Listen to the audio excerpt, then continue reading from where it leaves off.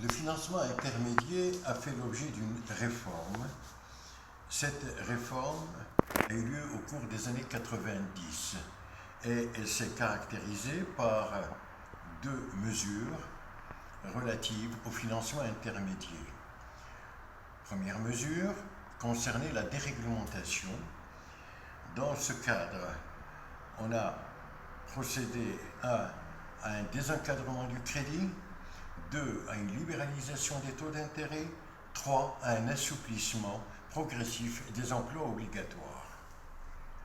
La deuxième mesure de cette réforme a concerné le décloisonnement. Décloisonnement entre, d'une part, les banques commerciales et les banques de crédit à moyen et long terme, et un décloisonnement, d'autre part, entre les IFS et l'ensemble du système bancaire. De ce fait, la loi bancaire des années 90 a procédé à une unification du cadre juridique. L'ensemble des institutions financières sont alors assujetties au même texte juridique.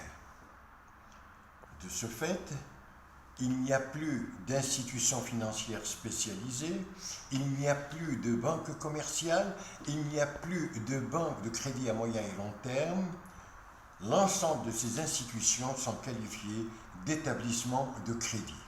Établissements de crédit pouvant collecter des fonds à court, moyen et long terme et distribuer des crédits à court, moyen et long terme.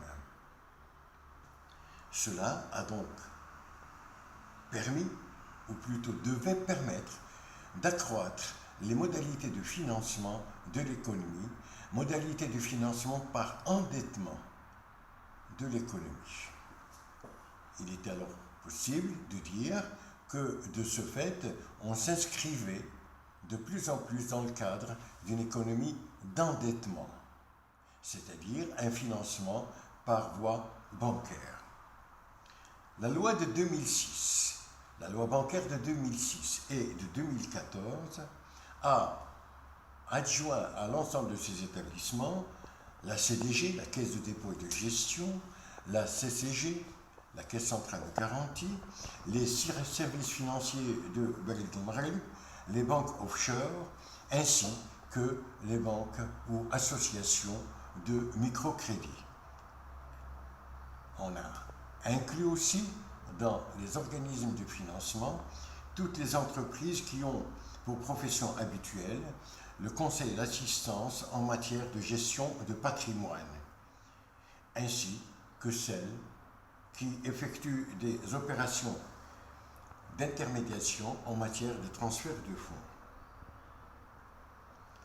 Il est possible de dire, à l'issue de ce premier point, que les modalités de financement de l'économie devaient s'accroître, financement par voie bancaire devait s'accroître du fait et de la déréglementation, donc le premier D, et du décloisonnement. De ce fait, en principe, le pouvoir de la Banque centrale se réduisait. Le pouvoir exercé par la Banque centrale vis-à-vis de l'ensemble des institutions de financement de l'économie se réduisait. Cependant, si les modalités de financement par voie bancaire se sont accrues, il y a lieu de dire que les conditions d'éligibilité pour bénéficier des crédits demeuraient très strictes. Et de ce fait, les petites et moyennes entreprises ont continué à souffrir de l'insuffisance des moyens de financement. La loi bancaire a par ailleurs cherché à orienter l'économie vers les marchés financiers, et cela dans le cadre d'une réforme de ce marché. Cela nous permet donc de passer au troisième point, ou au troisième D relatif à la désintermédiation, et donc au financement direct de l'économie. Le financement direct de l'économie se réalise sur le marché des capitaux. Marché des capitaux qui est constitué en fait d'une part du marché monétaire et d'autre part du marché financier. Nous avons alors précisé le rôle du marché monétaire avant la réforme et mis en évidence le fait que, avant la réforme, n'intervenaient sur ce marché que les agents financiers. Des agents financiers, et de ce fait, il y a lieu de préciser que le marché monétaire était un marché exclusivement interbancaire et concernait des mouvements de capitaux à court terme, au jour le jour. Les agents financiers qui intervenaient sur ce marché étaient de trois types, soit des agents financiers structurellement prêteurs, soit des agents financiers structurellement emprunteurs, soit enfin des agents financiers qui sont soit prêteurs, soit emprunteurs de fonds. La réforme des années 90 a permis aux agents non financiers d'intervenir sur ce marché. Ceci a été un élément extrêmement important, en ce sens qu'en principe, l'intervention des agents non financiers sur ce marché, en plus des agents financiers, devait accroître la liquidité de ce marché. Et l'accroissement de la liquidité de ce marché devait en principe générer un recours moindre au refinancement auprès de la Banque centrale. Intervention des agents non financiers accompagnée d'une extension du terme ou des termes des opérations sur ce marché.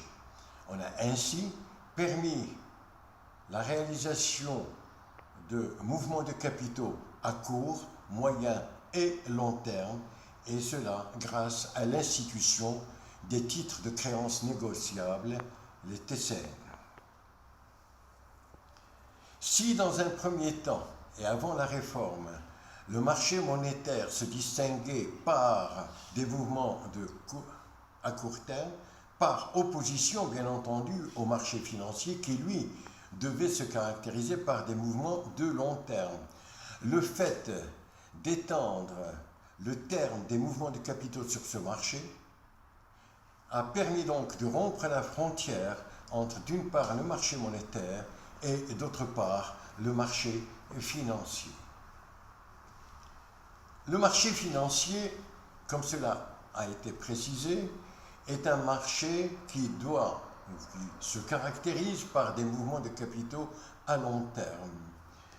C'est un marché qui se caractérise par l'échange de titres contre des fonds, contre des capitaux.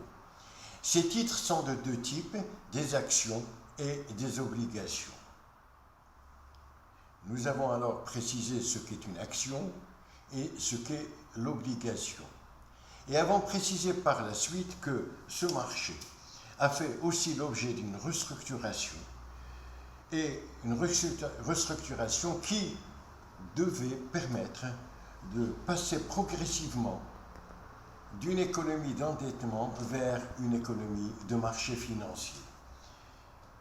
Restructuration caractérisée par trois éléments essentiels. 1. L'animation du marché boursier. 2. La sécurisation des intervenants. 3. La liquidité et la rentabilité des placements.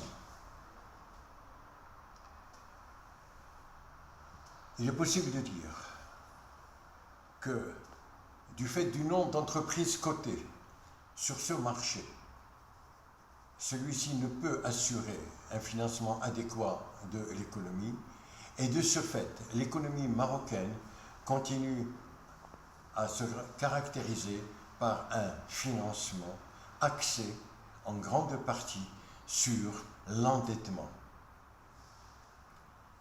et donc sur le crédit bancaire. Et c'est là l'un des gros soucis du processus du financement de l'économie et de la croissance de notre économie. Les conditions d'octroi du crédit, et ce jusqu'à la mise en place de Intelara, étaient draconiennes parce que régies par les règles prudentielles émises par Banque el Maghreb qui respecte scrupuleusement les règles édictées par BAL 1, BAL 2 et BAL 3. La question du financement est cruciale dans le devenir de notre économie. Tout simplement parce que 95% des entreprises marocaines sont des entreprises de petite et de moyenne taille, et ces entreprises souffrent du manque de financement. Je vous remercie.